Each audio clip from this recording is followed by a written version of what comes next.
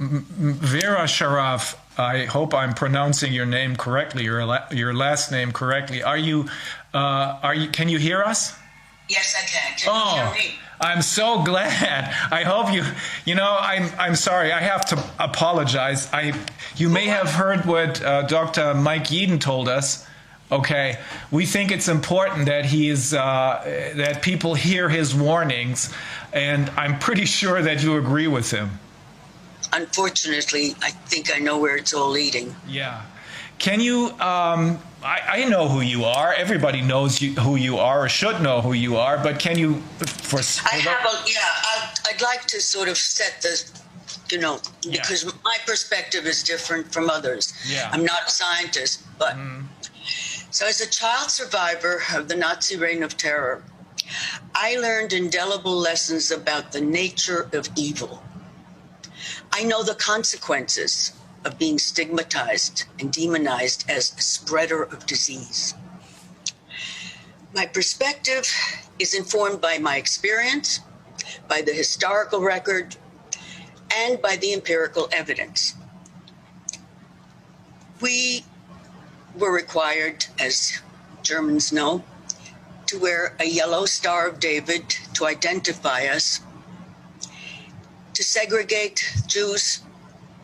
Exclusionary laws barred the family from normal life, from attending ordinary activities. Our property was impounded. We were forbidden to participate in all educational, religious, cultural gatherings. Travel was forbidden for Jews, so there was no escape. These painful memories from my childhood sensitized me to the threat posed by current restrictive government dictates.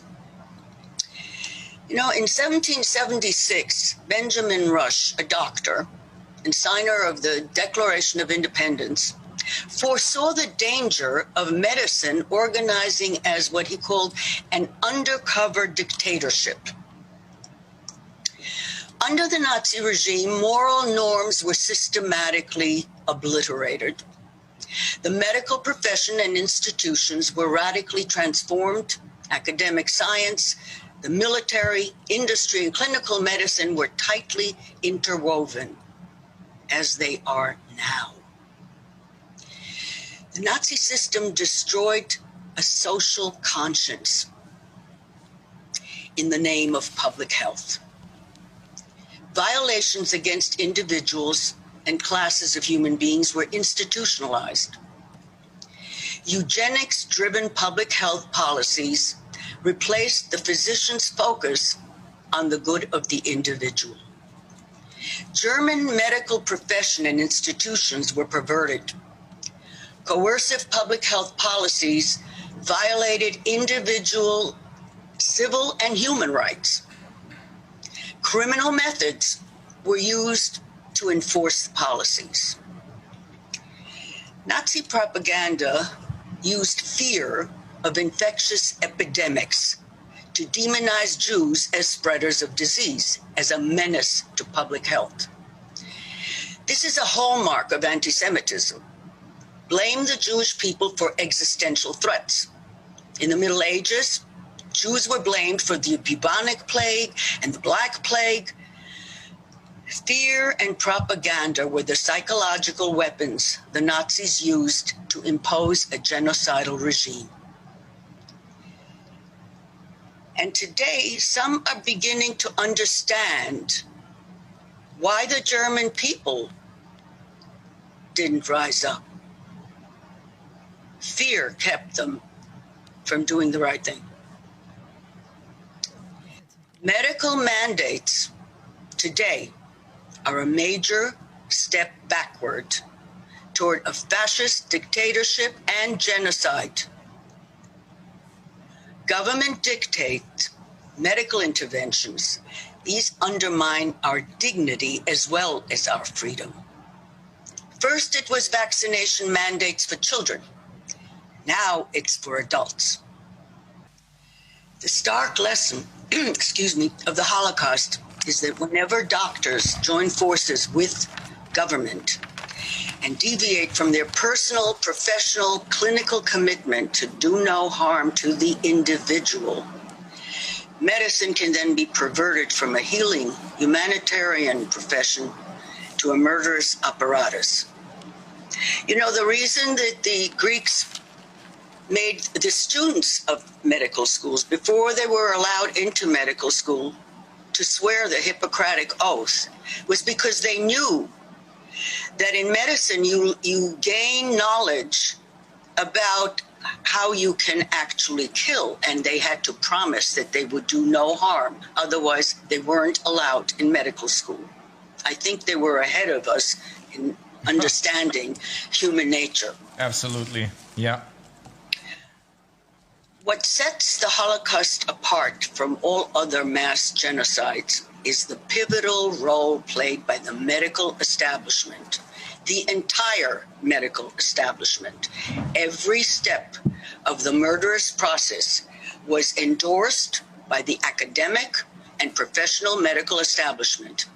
Medical doctors and prestigious medical societies and institutions lent the veneer of legitimacy to infanticide, mass murder of civilians.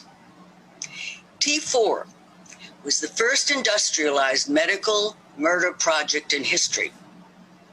The first victims were disabled German infants and children under 3. They were identified by midwives who reported their existence to the state. The next victims were the mentally ill, followed by the elderly in nursing homes. The murderous operations were methodical and followed protocol very, very carefully. Questionnaires were sent out to all psychiatric institutions requiring detailed information about each patient. A committee of 54 psychiatrists made the final life and death decisions for each patient. Now, the objective of T4 was to eliminate the economic burden of those the regime and the doctors deemed worthless eaters.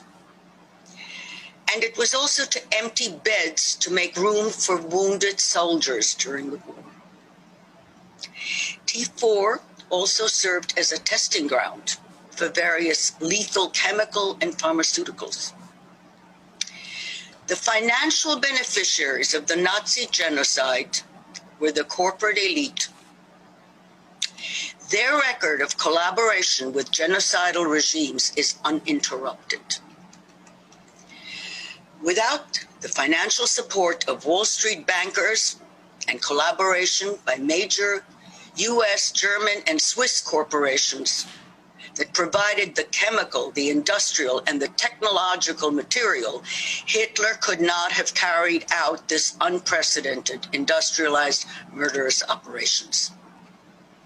Among the companies that profiteered from the Holocaust, Standard Oil and Chase Manhattan, both owned by Rockefellers, IBM, Kodak, Ford, Coca-Cola, Nestle, BMW, and of course IG Farben and Bayer, as well as Escher Wyss. IG Farben was the largest World War II profiteer. Using Auschwitz patients as slave laborers, doctors actually sent those whom they deemed able to be slave laborers to the IG Farben factories and mines. They also had their own camp. They also conducted experiments. IBM technology facilitated the rapid implementation of the Holocaust. Census data was contained in IBM computer punch cards. The Jews of Europe were quickly identified, rounded up, segregated, deported, tracked, imprisoned, tattooed, enslaved, and exterminated. COVID-19 pandemic has exposed eugenics-driven public health policies in Western Europe and the United States. This is a chilling replay of T4. Government directives to hospitals and nursing homes essentially condemned the elderly to death. In Europe and the United States, hospitals were ordered not to provide medical treatment, including oxygen, to elderly people in nursing homes. Several U.S. governors sent infected elderly people to nursing homes, knowing that they lacked essential safeguards to prevent the spread of the virus. Before he issued the executive order that sent more than 15,000 human beings to death, Governor Cuomo of New York State predicted that the virus would be like fire through dry grass in nursing homes. The corporate media Academy of Science awarded Governor Cuomo an Emmy for his TV performances that were billed as, what were they billed as? There are always euphemisms, but the point was he was giving the happenings of how the virus was progressing and what was being done. And the implication was that the White House wasn't doing it, so he was doing it for them. I saw These that. were briefings. That was the term that was used. Yeah. Of course, we have since found out, since the Attorney General report, that it was all a lie, and that he concealed the number of deaths. So he knew when people conceal a crime, they know it's a crime.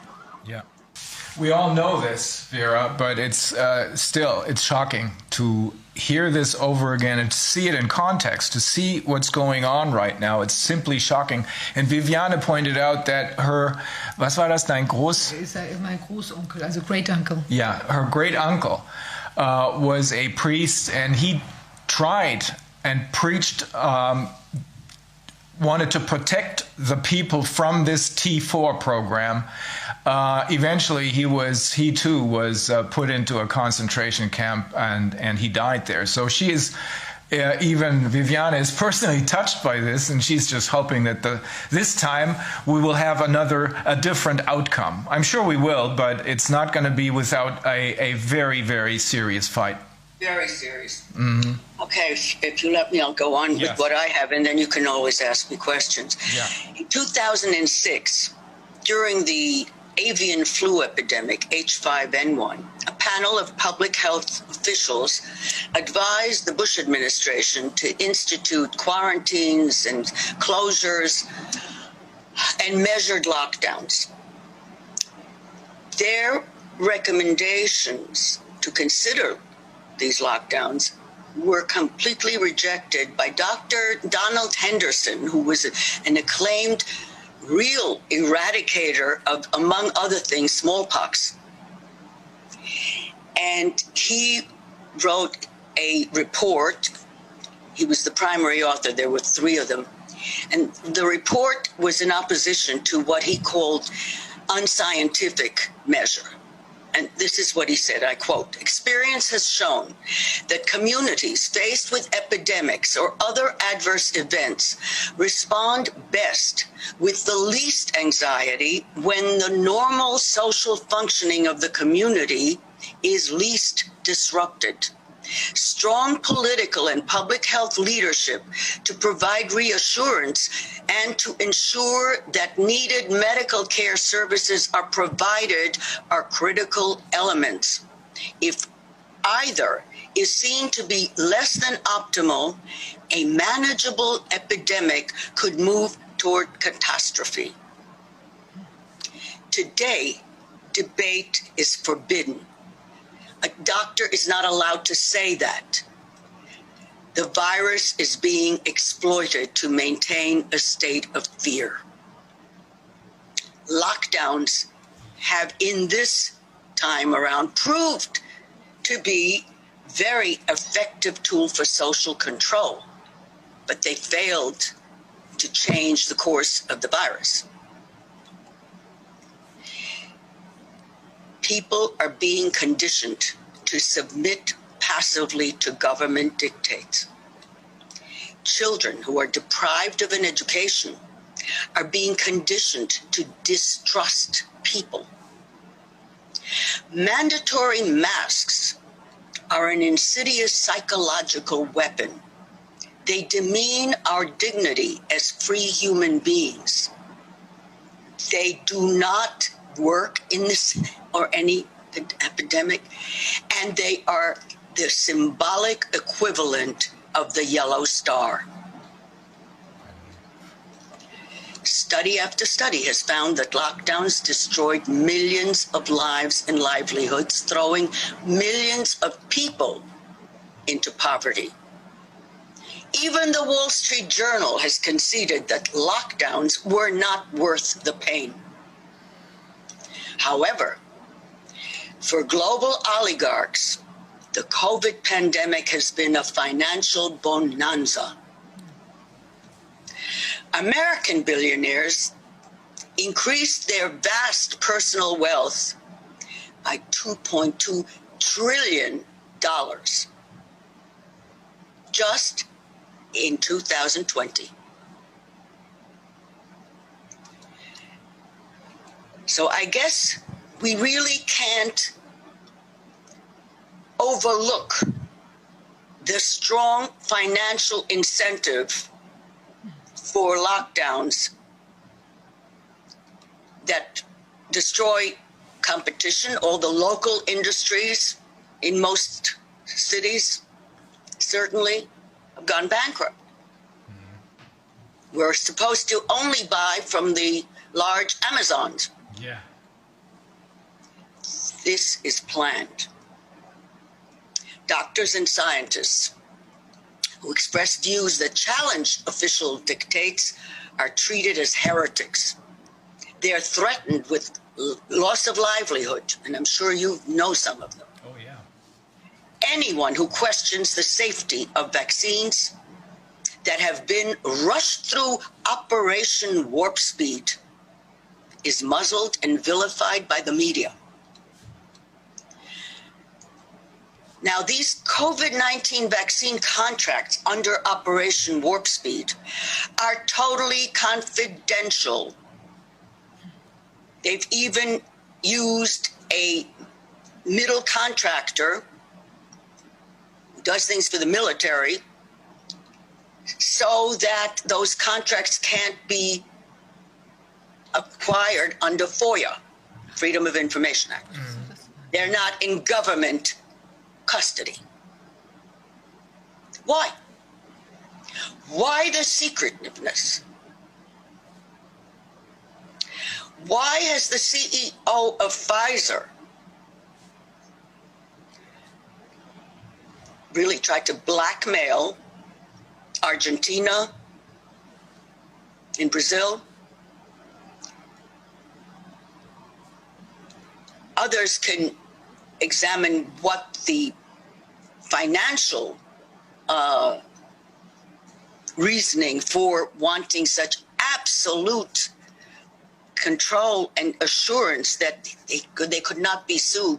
I mean, going to the extent of requiring them to give their military bases, their banks, and to get insurance in other countries. I mean, all this collateral.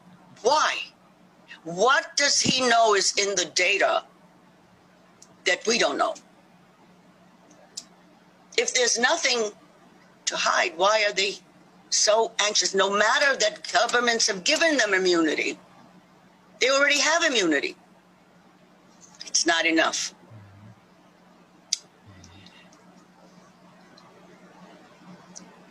Bill Gates stated in 2020 that the final solution to the pandemic will be a vaccine.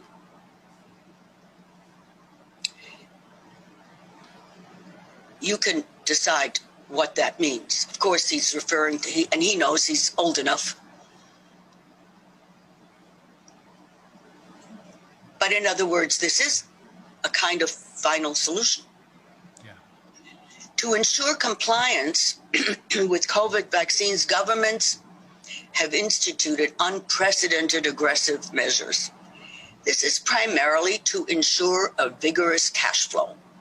They're already talking about the vaccines being required every year. Yeah. That's, again, Pfizer CEO, why not? They haven't yet even cashed in. I mean, the vaccination only began in the middle of December. What will their profits look like at the end of 2021? Why do you think this is happening? For what reason are the self-appointed corporate elites, corporate and political elites, and I think the political elites don't really play a role here. Most of them are just marionettes, just stupid idiots, more or less. But why are they pushing for this? What is the ultimate goal? What are they after? Read The Great Reset. Yeah, okay. Klaus Schwab. That is a must. Now, it's laid out. Yeah. It's laid out, and it's essentially, it's to finish the job, only now it's global. Yeah. It's to go beyond Hitler. Yeah. Hitler only looked at Europe and taking over Russia, but still, he didn't think global. This is global. Yeah. It's about population reduction. That's always been the oligarchs' goal since John D. Rockefeller. Mm-hmm. And power, control. The technology today is far superior to IBM's punch cards. Yeah. What they are doing with this virus is to institute absolutely unprecedented, oppressive and repressive elements that imprison us in our homes. We're being tracked, surveyed. You know that green passports are now being instituted to have an apartheid two-class society. Mm-hmm. One class privileged, the other reviled and discriminated against. Sound familiar? Absolutely. Will ghettos, detention camps follow? Yeah. And how will people be killed? The Nazis used tattoos to identify and track Jews, well, so that they don't escape, right? Well, now we've got even invasive tracking surveillance technology already done. It's been developed thanks to Bill Gates. He financed these, including chip tattoos. Mm-hmm. Chip tattoos. Mm-hmm. Now, this Great Reset is the master plan. Mm-hmm. Just as Hitler had a master plan, the Great Reset or the New World Order or the Fourth Industrial Revolution, this is a plan, and it's out in the open, and it's been, he published it. COVID, as he indicated himself, Klaus Schwab, is a wonderful opportunity to reset. Did any of us give informed consent to a reset of the world? No way. Well, shouldn't we? Shouldn't we be asked? Yeah. But this is just it. This has gone so far. Dr. Yudon talked before. I heard just the last, 10 minutes about how the agencies, the government agencies, are giving a pass under the radar. And what's all that about? Yes, they've already the oligarchs already own governments. I don't believe that the way this COVID virus, it's not the virus that's the problem. It's the eugenics that's the problem. Yeah. It's never gone away. And that class, the elites, truly believe that they are Übermenschen and we are all Untermenschen. Yeah. That is what is driving this. So, money, of course, but power. Power is, it's like a drug, I think. There are people who are absolutely evil. They do not recognize the human species as being one. Once you start having these two-class systems, you will not prevent a global holocaust. Mm-hmm. Okay. And they can do it remotely. Click, click. If we let them. If we let them. Now, I do want, in case you have not heard about this is terribly important because a new and documented investigative report just came out in February. Schwab Family Values. You must read that. Father and son each collaborated with genocidal regimes, and this includes atomic,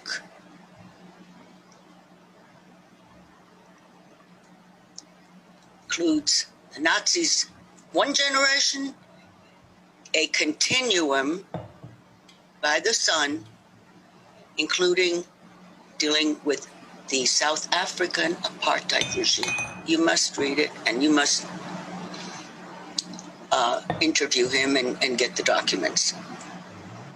He documented, I've been looking for this, and nothing, I couldn't find anything on the website. It was all wiped out. Nothing on the website tells you anything about Klaus Schwab before 1970. The man was born in 1938. Yeah.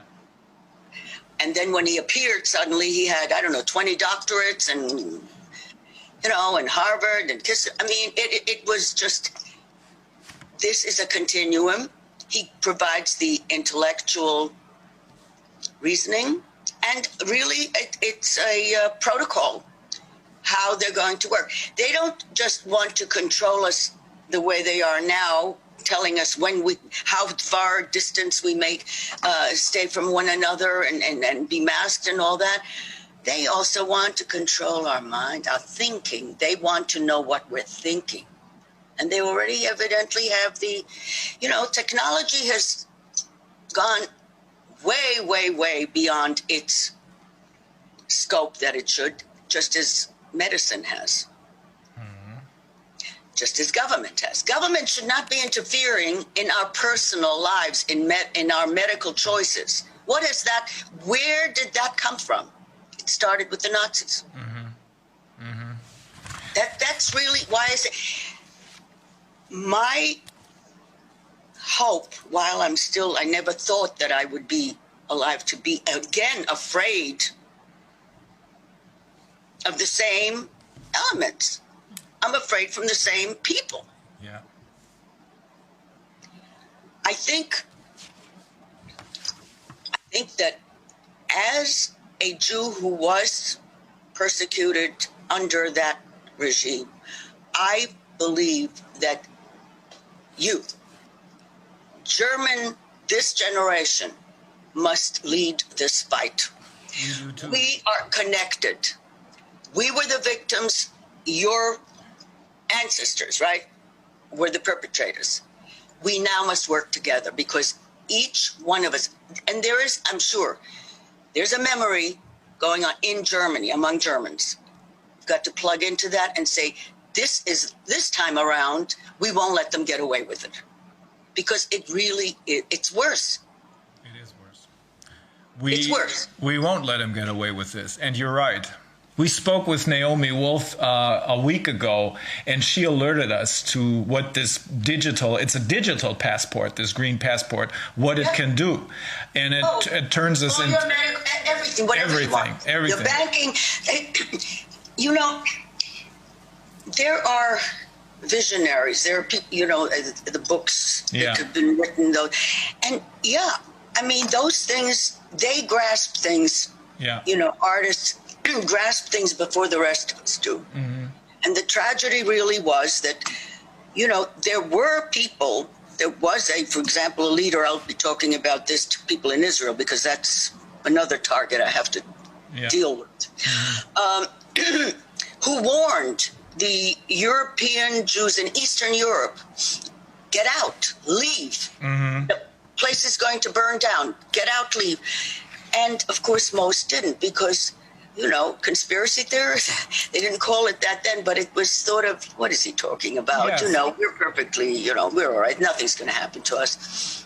Luckily, my husband's father took him seriously, left Lithuania and went to Israel, and then brought the wife and the baby, and they were saved, and the others weren't. I think it's going to happen almost the same way again, except this time we're going to stop them, and for good. Really? Yeah. Okay. It's funny, Vera, but it's probably not a coincidence that we have been speaking with and interviewing a number of people who are Jewish or Israeli, and that there's a really close cooperation that has come from this, and it continues. And I think you're absolutely right. It's us. We have to work together in order to stop this. But you know, the other day I spoke with one of the lawyers who we have set up an international legal cooperation. It works really, really well.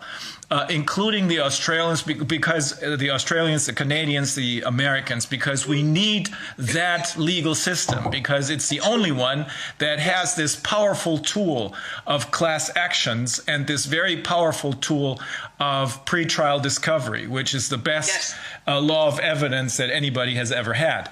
And our friend Michael Swinwood, he's a Canadian lawyer who's been working with Indigenous people for 2 or 3 decades now, and he says he agrees with you, and we're going to file another international class action, this time for children only.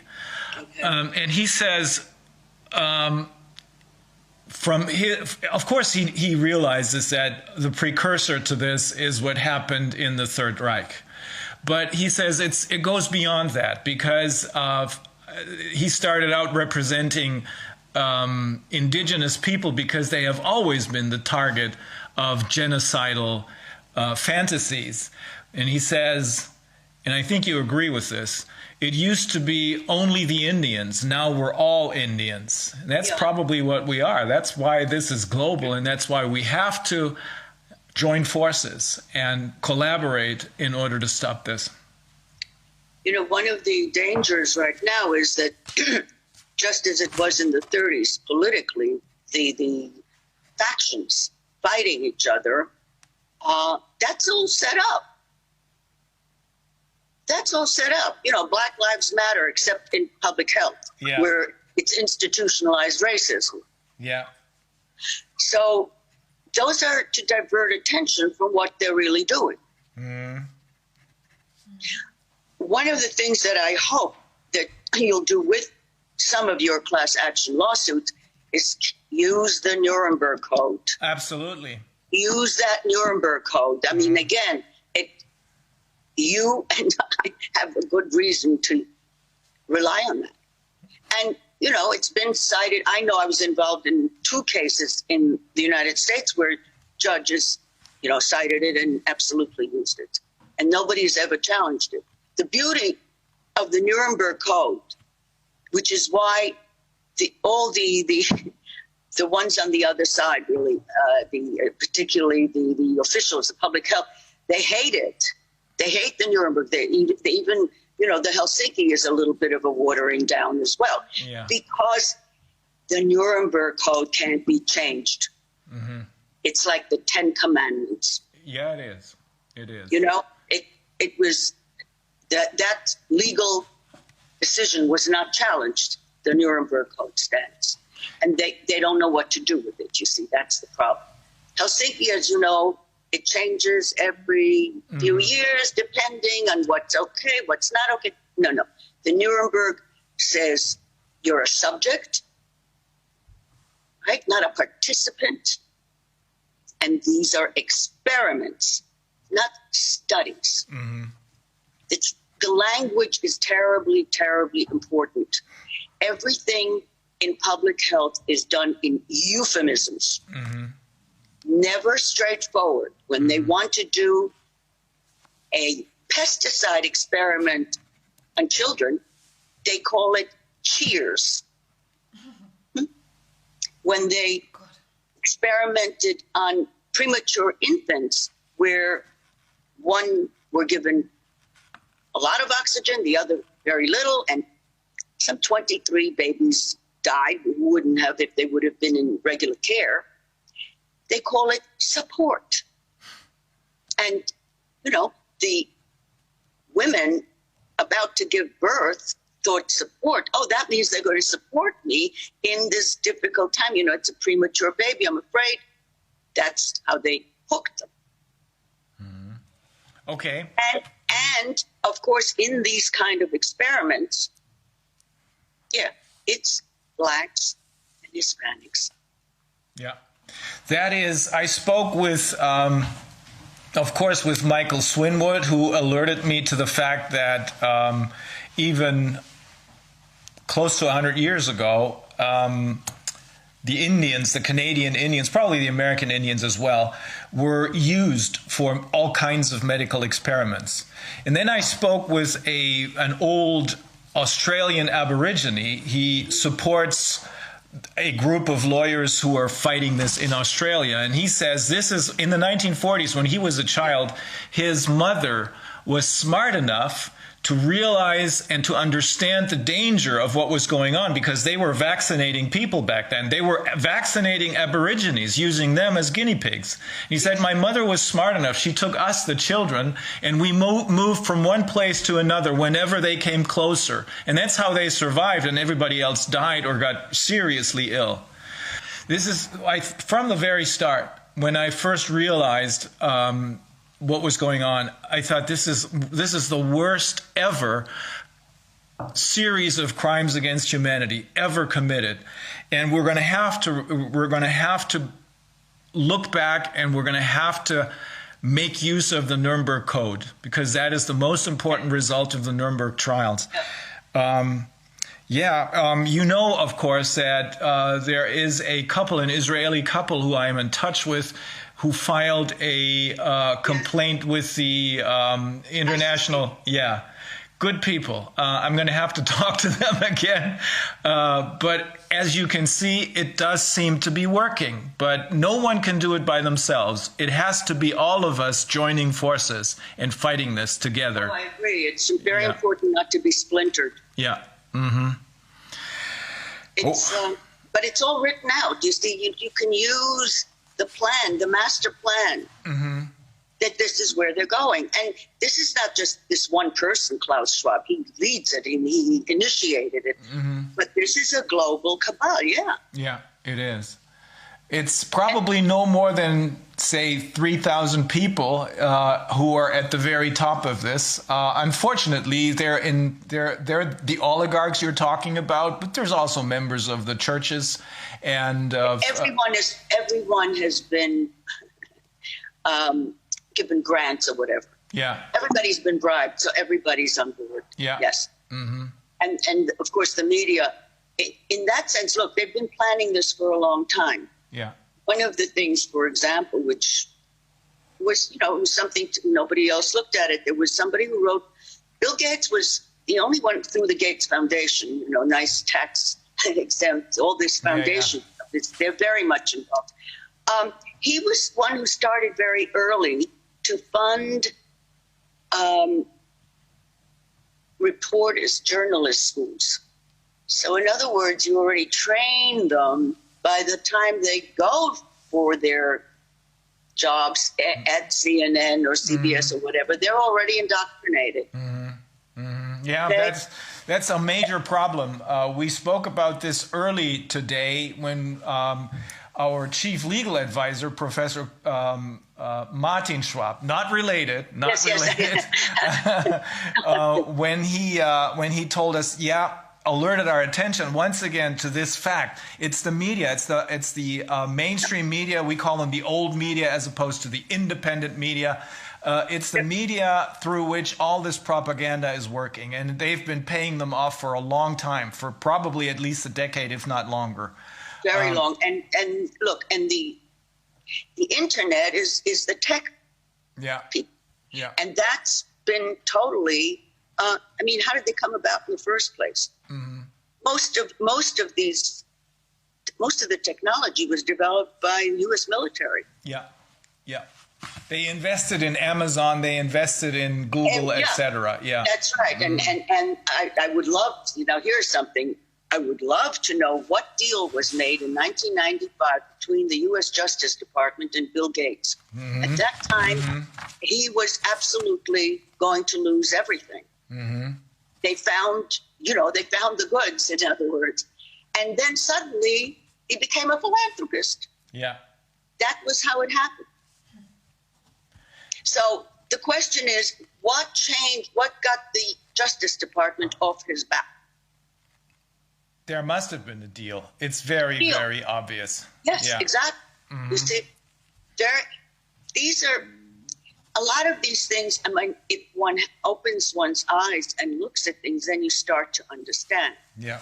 But the trouble is, this is a little bit, again, I think it was in preparation, which is most young people fell in love with the technology. Mm-hmm.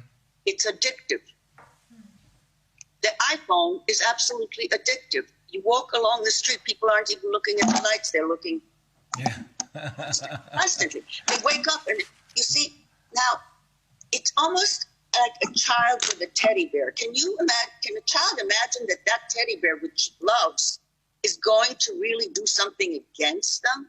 They can't believe the tracking that's been used for. Yeah. The accumulation of all their personal secret, relationships and whatever. They can't connect that. They think that we're nuts. Mm-hmm. Yeah, that's a really interesting question. There must have been a deal, quite obviously. Can I just quote one thing from Klaus Schwab so we know that, this is his own words. The pandemic represents a rare, narrow window of opportunity to reflect, reimagine, and reset our world. Nothing will ever return to the broken sense of normalcy that prevailed prior to the crisis, because the coronavirus problems marks a fundamental inflection point in our global trajectory. What the fourth industrial revolution will lead to is a fusion of our physical, digital, and biological identity. This is transhumanism, in other words. But they're serious.